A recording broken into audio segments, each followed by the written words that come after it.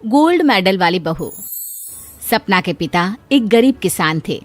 माँ पिता खेत में काम करते तो पीछे से सपना गांव के बच्चों के साथ हॉकी खेलती। एक दिन शाम को, सारा दिन खेलती रहती है, ये नहीं कि छोटे भाई को संभाले। माँ पता है, मैंने आज हॉकी में पास के गांव के लड़कों की टीम को हरा दिया। अरे वाह वाह मेरी बेटी, शाबाश। ये ले के रुपया, जा जाकर टॉफी खा ले। सपना खुशी से पिता के गले लग जाती है और बाहर चली जाती है।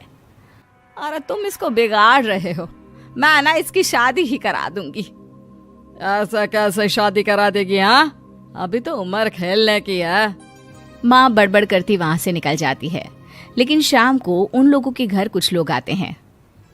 अरे राम सुखिया, जरा ये तो बतलाओ, सपना के बारे में क्या सोचा है? अरे क्या सोचना है मास्टर जी, पढ़ रही है, जितना पढ़ सकती है पढ़े, फिर शादी करवा देंगे, कोई अच्छा सा गांव का ही लड़का देख लेंगे। अरे तुम तो उसके पिता हो, तुमको कुछ नहीं पता? माँ घबरा जाती है। अरे का मास्टर जी, का पता नहीं, का हो गया? हम तो इनसे पहले ही बोल रहे थे कि लड़की की जात है, संभाल लो।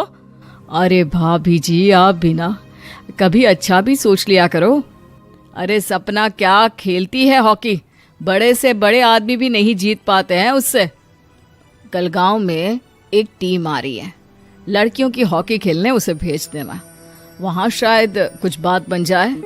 अरे ना मास्टर जी, कोई खेल वेल नहीं करवाना हम लोगों को, वो भी शहर के लोगों के साथ तो बिल्कुल भी ना। शहर के लोगों को ना कोई भरोसा नहीं होता मास्टर जी। अरे कैसी बात कर रही हो सपना की माँ, बुरा आदमी तो हर जगह मिल जाएगा, उसके लिए शहर का और गांव का। हाँ मास्टर जी, हम लोग तैयार हैं, कल आ जाएगी सपना वक्त से। माँ के लाख मना करने पर भी पिता सपना को हॉकी टीम के लिए भेज देते हैं। शाम को सपना वापस आती है, लेकिन लट के मुंह से। और क्या हो गया, मार खाई हो का? कौन मारेगा हमें? कोई मार वार खाकर नहीं आए। अरे फिर शकल पर 12 क्यों बजे है, बताओगी?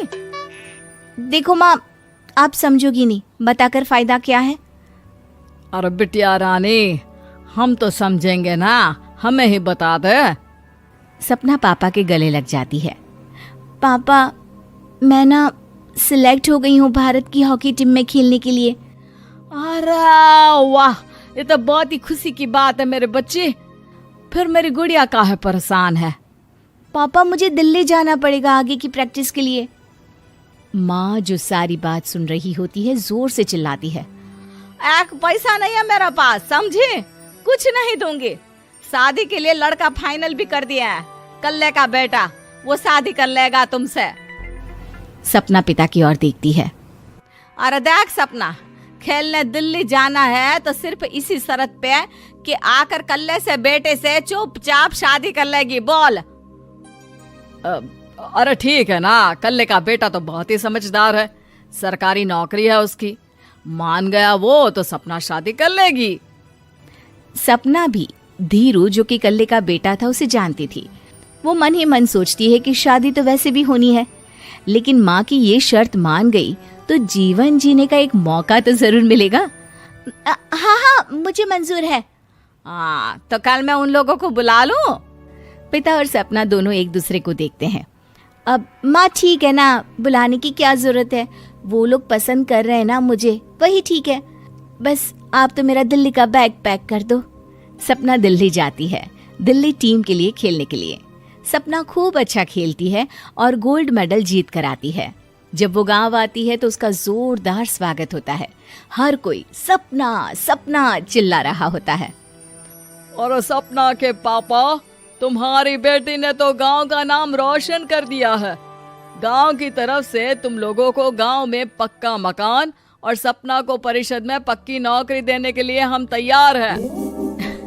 अरे वाह वाह, पक्का मकान, ये तो बहुत अच्छी बात है, लेकिन सपना की नौकरी नहीं चाहिए हमें। हाँ, कैसी बात कर रही हो सपना की माँ? लड़की की नौकरी रहेगी तो अपने पैरों पर खड़ी रहेगी, किसी के आगे झुकने की जरूरत ना पड़ेगी। अरे चुप रहो, हम तो नौकरी ना करते हैं, पर मजाल है कि किसी के आगे झुके हो। ना, हमारी बेटी नौकरी नहीं करेगी। पिता लाख समझाते हैं लेकिन माँ नहीं मानती। और फिर वो दिन भी आ जाता है जब सपना को अपने कहे अनुसार लड़के से शादी भी करनी पड़ती है। ससुराल में। ए बहू, तू रोज रोज सुबह कहाँ जाती है? घर का सारा काम निपटा कर कहाँ भागती है? माँ का घर तो पास ही है, वहीं निकल जाती है क्या? नहीं माँ जी, मैं हॉकी खेलने जाती हूँ, मुझे खेलना पसंद है। खेलना पसंद है? अरे कैसी बात कर रही है बहू, शादी के बाद तो कोई लड़की खेलती फैलती नहीं है, वो घर का काम काज देखती है। सपना कुछ नहीं कहती।